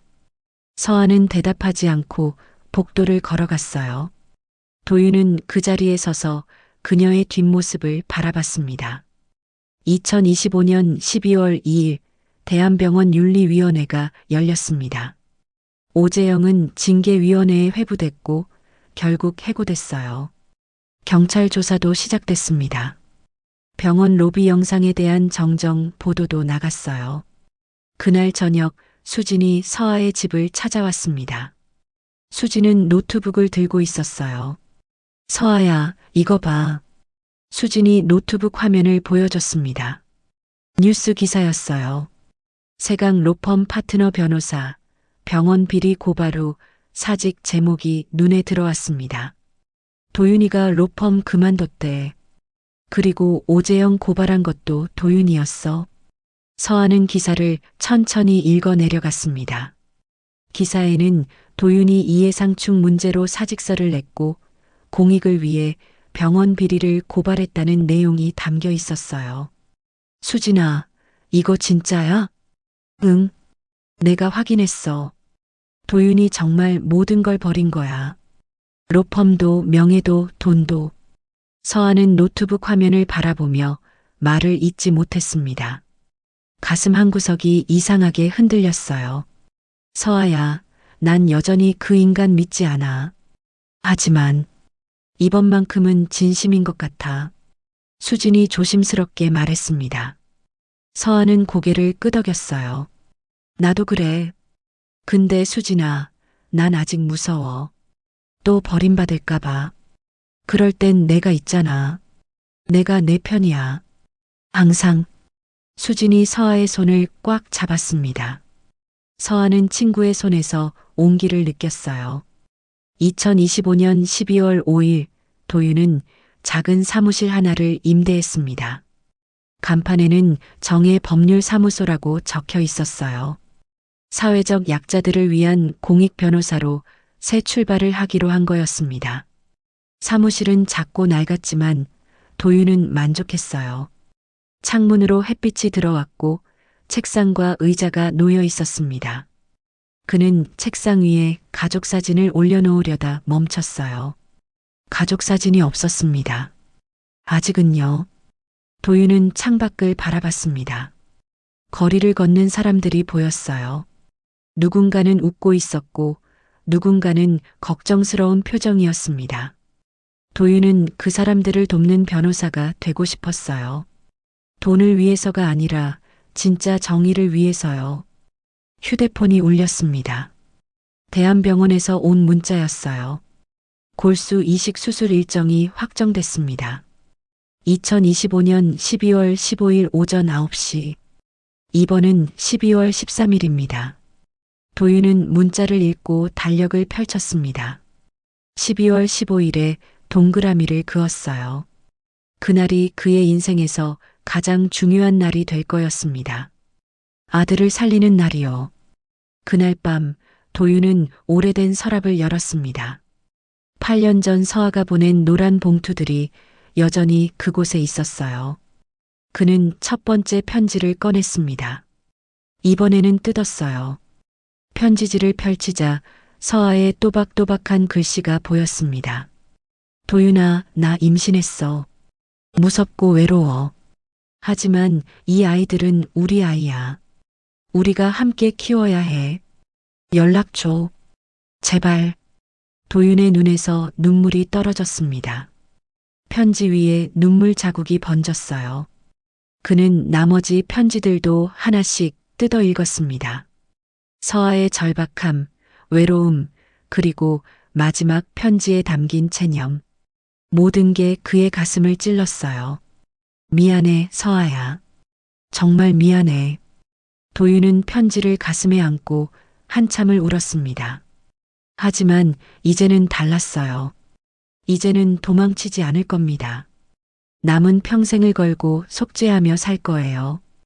2025년 12월 13일 오전, 도윤은 대한병원 입원 수속을 밟고 있었습니다. 간호사가 서류를 건네며 설명했어요. 이틀 동안 입원하시면서 최종 검사를 받으실 겁니다. 수술은 15일 오전 9시예요. 네, 알겠습니다. 도윤이 서류에 서명하며 대답했습니다. 그의 손은 떨리지 않았어요. 오히려 마음이 평온했습니다. 병실은 3층에 있었습니다. 창문 너머로 겨울 하늘이 보였어요. 도윤은 짐을 풀고 병원복으로 갈아입었습니다. 하얀 병원복을 입으니 모든 게 현실로 느껴졌어요. 오후 2시쯤 병실 문을 두드리는 소리가 들렸습니다. 도윤이 문을 열자 서아가 서 있었어요. 그녀는 두 손으로 보온병을 꽉 쥐고 있었습니다. 들어가도 돼? 서아가 조심스럽게 물었습니다. 도윤은 얼른 문을 활짝 열었어요. 당연하지. 들어와. 서아가 병실로 들어왔습니다. 그녀는 테이블 위에 보온병을 놓았어요. 미역국 끓였어. 수술 전에는 잘 먹어야 한다고 해서. 고마워. 도윤이 보온병 뚜껑을 열자 따뜻한 김이 피어올랐습니다. 미역국 냄새가 병실을 가득 채웠어요. 도윤은 숟가락을 들고 한 입 떴습니다. 맛있다. 도윤이 작게 웃으며 말했습니다. 서아는 의자에 앉아 그를 바라봤어요. 둘 사이에 어색한 침묵이 흘렀습니다. 도윤아. 서아가 먼저 입을 열었습니다. 도윤이 숟가락을 내려놓고 그녀를 쳐다봤어요. 응, 고마워. 정말 고마워. 서아의 목소리가 떨렸습니다. 도윤은 고개를 저었어요. 고맙긴. 당연한 일을 하는 건데. 당연하지 않아. 8년 만에 나타나서 아픈 아이를 위해 자기 몸을 내어주는 게 당연할 리 없잖아. 서아의 눈에 눈물이 맺혔습니다. 도윤은 그녀에게 다가가 안고 싶었지만 참았어요. 아직은 그럴 자격이 없었으니까요. 서아야, 나 수술 끝나고 준이 괜찮아지면 천천히 아빠 노릇 배워도 될까? 그건 준이한테 물어봐야지. 서아가 눈물을 닦으며 말했습니다. 도윤은 고개를 끄덕였어요. 그래, 준이한테 물어볼게. 2025년 12월 14일 수술 하루 전날이었습니다. 병원 복도는 평소보다 더 붐볐어요. 기자들과 카메라가 보였습니다. 도윤의 사직과 공익 고발 소식이 알려지면서 언론의 관심이 쏟아진 거예요. 강도윤 변호사님, 한 말씀만 해주십시오. 기자들이 마이크를 들이밀었습니다. 도윤은 손을 저으며 고개를 숙였어요. 죄송합니다. 지금은 아이 치료에만 집중하고 싶습니다. 병원 측은 기자들을 복도 밖으로 내보냈습니다. 하지만 병원 입구에는 여전히 취재진이 대기하고 있었어요. 저녁 6시 도윤은 이준의 병실 앞에 섰습니다. 유리창 너머로 아이가 침대에 누워 있는 게 보였어요. 서아가 아이 옆에 앉아 책을 읽어주고 있었습니다. 도윤은 노크했습니다. 서아가 고개를 들어 그를 보더니 문을 열어줬어요. 준아, 손님 오셨어. 이준이 고개를 돌렸습니다. 창백한 얼굴에 큰 눈이 도윤을 쳐다봤어요. 도윤은 무릎을 꿇고 아이와 눈높이를 맞췄습니다. 안녕, 준아. 나 기억나? 이준이 작게 고개를 끄덕였습니다. 병원에서 봤어요. 엄마랑 얘기하던. 응, 맞아. 나 내일 준이 수술 도와줄 거야. 골수 주시는 거요? 이준의 목소리는 가늘었습니다. 도윤은 눈물이 날 것 같았지만 참았어요. 대신 환하게 웃었습니다. 그래. 준이 아프지 않게 해줄 거야. 고마워요, 아저씨. 이준이 작은 손을 내밀었습니다. 도윤은 그 손을 조심스럽게 잡았어요. 아이의 손은 차갑고 가늘었습니다. 하지만 그 안에서 생명의 온기가 느껴졌어요. 준아, 수술 잘 받고 건강해지자. 네. 도윤은 아이의 손을 놓고 일어섰습니다. 서아가 그를 복도로 따라 나왔어요. 도윤아, 무섭지 않아? 서아가 물었습니다. 도윤은 고개를 저었어요. 전혀. 오히려 기뻐. 드디어 아빠 역할을 할 수 있어서. 서아는 그의 눈을 똑바로 쳐다봤습니다. 그 눈빛에는 진심이 담겨 있었어요. 도윤아, 나 아직도 화가 나. 8년 전 일도 그 이후에도. 하지만 고마워. 진심으로. 서아가 돌아서서 병실로 들어갔습니다. 도윤은 그 자리에 한참 서 있었어요. 2025년 12월 15일 새벽 5시 도윤은 잠에서 깼습니다. 밖은 아직 어두웠어요. 그는 창문 밖을 바라보며 깊게 숨을 들이마셨습니다. 오늘이다. 오늘 준이를 살린다. 6시에 간호사가 들어와 수술 전 준비를 시작했습니다. 혈압 체크, 체온 측정, 마지막 검사. 모든 게 순조로웠어요. 7시 수술복으로 갈아입은 도윤은 수술실로 향하는 복도를 걸었습니다. 복도 끝에서 서아가 서 있었어요. 그녀의 옆에는 이서가 있었습니다. 도윤아. 서아가 그를 불렀습니다. 도윤이 멈춰 섰어요. 서아는 천천히 다가와 그의 손을 잡았습니다. 무사히 돌아와. 그럴게. 도윤이 서아의 손을 꽉 쥐었습니다. 그리고 이서를 내려다봤어요. 이서야, 오빠 금방 나을 거야. 네. 고마워요, 아저씨. 이서가 작게 인사했습니다. 도윤은 두 사람에게 손을 흔들고 수술실로 들어갔어요. 같은 시각 이준도 수술실로 이동했습니다. 작은 침대에 누운 아이는 마스크를 쓰고 있었어요. 서아가 침대 옆을 따라 걸으며 아이의 손을 잡았습니다. 준아, 무섭지? 아니요. 엄마랑 아저씨가 다 지켜주잖아요. 이준이 힘없이 웃으며 말했습니다. 서아는 눈물을 참았어요. 그래, 우리가 다 지켜줄 거야. 수술실 앞에서 서아는 아이와 헤어져야 했습니다.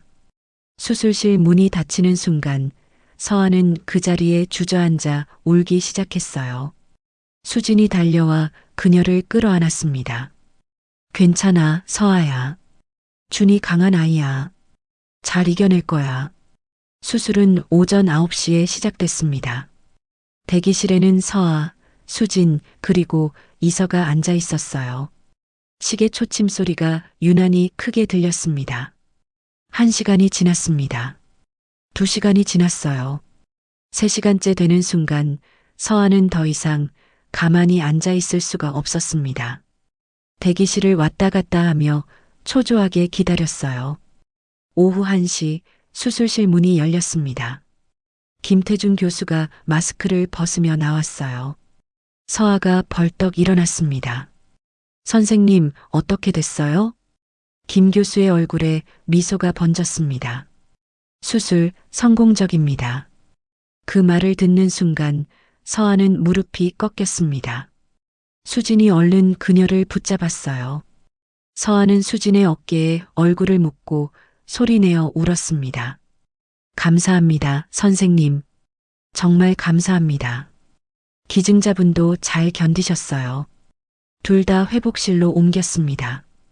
조금 있으면 면회 가능합니다. 1시간 후 서아는 이준의 회복실로 들어갔습니다. 아이는 침대에 누워 있었어요. 여전히 창백했지만 숨소리는 안정적이었습니다. 준아. 서아가 아이의 손을 잡으며 불렀습니다. 이준이 천천히 눈을 떴어요. 엄마. 응, 엄마야. 수술 잘 끝났어. 이제 괜찮아. 이준이 희미하게 웃었습니다. 서아는 아이의 이마에 키스했어요. 며칠 후인 2025년 12월 18일 도윤과 이준은 나란히 입원실에 누워 있었습니다. 병원 측이 배려해서 같은 병실을 배정해 준 거였어요. 이준이 조심스럽게 고개를 돌려 도윤을 쳐다봤습니다. 아저씨. 응? 아저씨가 저 살려주신 거예요? 도윤은 침대에서 몸을 돌려 아이와 마주 봤습니다. 그래. 왜요? 저 처음 본 건데. 이준의 목소리는 순수했습니다. 도윤은 잠시 말을 고르다가 입을 열었어요.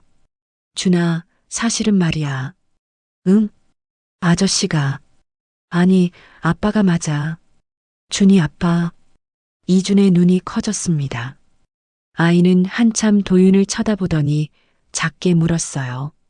진짜요? 응, 진짜야. 이준은 아무 말 없이 도윤을 바라봤습니다. 그러더니 작은 손을 뻗었어요. 도윤이 그 손을 잡았습니다. 아빠, 이제 안 가요? 안 가. 절대 안 가. 도윤의 목소리가 떨렸습니다. 이준이 환하게 웃었어요. 그 미소를 보는 순간 도윤의 눈에서 눈물이 주르륵 흘러내렸습니다. 2026년 12월 1년이 흘렀습니다. 겨울 햇살이 따스하게 내리쬐는 오후였어요. 대한병원 소아과 진료실에서 김태준 교수가 서아와 도윤 앞에 검사 결과지를 내밀었습니다. 축하합니다.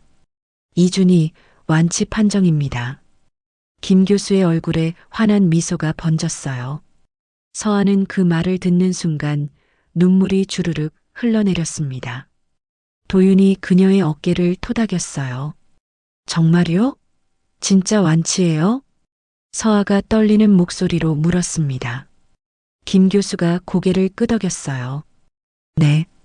골수 이식 후 경과도 좋고 최근 6개월간 검사 결과도 모두 정상입니다. 이제 정기 검진만 받으면 돼요. 진료실 밖 대기실에서 이준과 이서가 기다리고 있었습니다. 서아가 문을 열고 나오자 두 아이가 벌떡 일어났어요. 엄마, 어떻게 됐어요? 이준이 물었습니다. 아이의 얼굴은 1년 전보다 훨씬 생기가 돌았어요.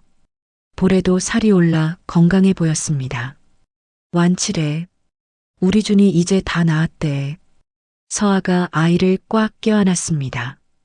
이준이 엄마 품에서 환하게 웃었어요. 이서도 오빠를 안아줬습니다. 오빠, 축하해. 도윤은 그 광경을 조금 떨어져서 바라보고 있었어요. 가슴이 벅차올랐습니다. 1년 전만 해도 상상할 수 없었던 순간이었어요. 2027년 4월, 봄이 왔습니다. 벚꽃이 만개한 주말 오후 네 사람은 한강공원으로 피크닉을 가기로 했어요. 도윤이 운전하는 차 안에서 아이들은 신나게 떠들고 있었습니다. 아빠, 오늘 치킨 먹어도 돼요? 이준이 물었습니다. 아빠라는 호칭이 이제는 자연스러웠어요. 치킨? 엄마한테 물어봐야지. 도윤이 백미러로 서아를 쳐다봤습니다. 서아가 웃으며 고개를 끄덕였어요. 조금만 먹어. 너무 많이 먹으면 안 돼. 야호. 이준이 환호성을 질렀습니다. 이서도 같이 웃었어요. 한강공원에 도착하자 도윤이 돗자리를 펼쳤습니다. 서아는 준비해온 도시락을 꺼냈어요. 김밥, 과일, 샌드위치, 그리고 작은 가방 하나가 더 있었습니다. 그 가방엔 뭐가 들었어요? 도윤이 물었습니다. 서아가 가방을 열자 약봉투와 소독젤 체온계가 들어 있었어요. 아직도 가지고 다녀요? 준이 이제 완치됐는데. 습관이 돼서. 그래도 혹시 모르잖아요. 서아가 쓴웃음을 지었습니다. 도윤은 그 가방을 바라보며 가슴이 먹먹해졌어요. 그 작은 가방이 서아가 지나온 힘든 시간을 상징하는 것 같았습니다. 서아야. 응? 이제는 내가 있어. 혼자 걱정하지 않아도 돼. 도윤이 서아의 손을 잡았습니다. 서아는 그의 손을 꽉 쥐었어요. 알아. 고마워. 아이들은 잔디밭을 뛰어다니며 놀고 있었습니다. 이준이 공을 차고 이서가 그 공을 잡으려 뛰어갔어요. 아이들의 웃음소리가 봄바람에 실려왔습니다. 저것 봐. 1년 전만 해도 준이가 저렇게 뛸 수 있을 거라고 생각도 못했는데. 서아가 눈시울을 붉히며 말했습니다. 도윤이 그녀의 어깨를 감싸 안았어요. 잘 이겨냈어. 서아야, 넌 정말 대단해. 나 혼자 한 게 아니야. 당신도 수진이도 병원 선생님들도 다 도와줬잖아. 그래도 가장 힘들었던 건 너였어. 8년 동안 혼자서. 도윤의 목소리가 떨렸습니다. 서아는 고개를 돌려 그를 쳐다봤어요. 도윤아, 나 아직도 가끔 화가 나. 왜 그때 날 혼자 뒀는지. 알아. 미안해. 하지만 서아가 도윤의 손을 더 꽉 쥐었습니다. 이제는 용서할 수 있을 것 같아. 천천히지만. 도윤의 눈에 눈물이 맺혔습니다. 그는 서아의 손등에 키스했어요. 고마워. 평생 잘할게. 잘하는 거 아니야. 당연히 해야 하는 거지. 서아가 웃으며 말했습니다. 두 사람은 아이들이 노는 모습을 나란히 바라봤어요. 오후 4시쯤 수진이 공원에 나타났습니다. 그녀는 큰 치킨 박스를 들고 있었어요. 수진아. 서아가 반갑게 손을 흔들었습니다. 수진이 돗자리에 앉으며 치킨을 내려놓았어요. 너희 오늘 피크닉 온다고 해서 내가 쌌다. 마음껏 먹어. 고마워, 수진아. 이준과 이서가 치킨을 보고 환호성을 질렀습니다. 5명이 둘러앉아 치킨을 먹었어요. 수진은 도윤을 힐끗 쳐다봤습니다. 강 변호사, 요새 일은 잘 되니? 응, 덕분에 잘하고 있어. 도윤이 공손하게 대답했습니다. 수지는 여전히 그를 경계하는 눈빛이었어요. 서아 올리면 나한테 죽는 줄 알아. 네, 명심하겠습니다. 도윤이 고개를 숙였습니다. 수진이 피식 웃었어요. 1년 동안 지켜보니까 진심인 것 같긴 해. 그래도 계속 지켜볼 거야. 고마워, 수진 씨. 해가 서쪽으로 기울기 시작했습니다. 오후 5시쯤 네 사람은 짐을 챙겨 일어났어요. 수진은 먼저 헤어졌습니다. 서아야, 다음 주에 보자. 준이, 이서야, 안녕. 수진이 손을 흔들며 떠났습니다. 네 사람은 주차장으로 걸어갔어요. 엄마, 아빠, 우리 케이블카 타러 가요. 이준이 도윤의 손을 잡고 말했습니다. 도윤이 서아를 쳐다봤어요. 케이블카? 남산 케이블카 말하는 거야? 응. 학교 친구들이 거기 재미있대요. 서아야, 어때? 갈까? 좋아. 가자. 네 사람은 차를 타고 남산으로 향했습니다. 해질 무렵 남산타워는 붉은 노을을 받아 빛나고 있었어요. 케이블카 탑승장에는 사람들이 줄을 서 있었습니다. 네 사람도 줄에 섰어요. 도윤은 이준의 손을, 서아는 이서의 손을 잡고 있었습니다. 케이블카에 올랐습니다. 투명한 유리창 너머로 서울 시내가 한눈에 내려다 보였어요. 아이들은 창밖을 신기한 듯 바라봤습니다. 와, 엄마 저것 봐. 차들이 개미처럼 작아. 이서가 손가락으로 아래를 가리켰습니다. 서아가 웃으며 고개를 끄덕였어요. 도윤은 케이블카 창밖을 바라보며 생각에 잠겼습니다. 1년 전, 아니 2년 전만 해도 이런 날이 올 거라고 상상하지 못했어요. 서아와 다시 만날 것도, 아이들의 아빠가 될 것도, 이렇게 함께 케이블카를 탈 것도요. 도윤아, 뭘 그렇게 생각해? 서아가 물었습니다. 도윤이 고개를 돌려 그녀를 쳐다봤어요. 그냥 우리가 참 멀리 돌아왔다는 생각. 맞아. 정말 멀리 돌아왔지. 서아가 도윤의 팔을 감았습니다. 도윤은 그녀의 머리에 턱을 기댔어요. 서아야, 우리 이제 뭐 하는 거야? 연애? 연애? 서아가 웃었습니다. 우리는 연애가 아니라 가족하기를 처음부터 다시 배우는 중이야. 가족하기? 응. 서로를 이해하고 믿고 의지하는 거. 그게 가족이잖아. 도윤이 고개를 끄덕였습니다. 맞는 말이었어요. 그들에게 필요한 건 화려한 연애가 아니라 단단한 가족이었습니다. 케이블카가 정상에 도착했습니다. 네 사람은 내려서 전망대로 걸어갔어요. 저녁 노을이 하늘을 물들이고 있었습니다. 도윤은 오래된 머플러를 목에 두르고 있었습니다. 8년 전 서아가 선물한 머플러였어요. 낡고 해졌지만 도윤은 여전히 그걸 아껴 두르고 있었습니다. 바람이 불었습니다. 머플러 끝이 바람에 날렸어요. 서아가 그걸 보고 빙그레 웃었습니다. 그거 아직도 가지고 있었어? 응. 버릴 수가 없더라. 낡았는데. 새 거 사줄까? 아니야. 이게 좋아. 도윤이 머플러를 만지며 말했습니다. 서아는 그의 손을 잡았어요. 아이들이 난간에 기대어 야경을 바라보고 있었습니다. 이준의 손등에는 더 이상 의료용 테이프 자국이 없었어요. 3살이 돋아나 있었습니다. 건강한 피부색이었어요. 엄마, 아빠, 여기서 사진 찍어요. 이서가 휴대폰을 들고 말했습니다. 네 사람이 나란히 섰어요. 이서가 셀카 모드로 사진을 찍었습니다. 하나, 둘, 셋. 김치. 찰칵. 사진이 찍혔습니다. 화면 속에는 환하게 웃고 있는 네 사람이 담겨 있었어요. 완벽한 가족의 모습이었습니다. 하늘이 점점 어두워지고 있었습니다. 별들이 하나둘 모습을 드러냈어요. 도윤은 하늘을 올려다보며 작게 중얼거렸습니다. 법은 질서를 세우지만 사람은 서로를 살린다. 서아가 그의 말을 듣고 고개를 돌렸어요. 뭐라고? 아무것도 아니야. 그냥 깨달은 게 있어서. 도윤이 미소 지었습니다. 서아도 따라 웃었어요. 네 사람은 손을 잡고 케이블카 탑승장으로 걸어갔습니다. 이준이 도윤의 손을 꽉 쥐며 말했어요. 아빠, 나 오늘 정말 행복해. 나도 행복해, 아들. 도윤이 아이의 머리를 쓰다듬었습니다.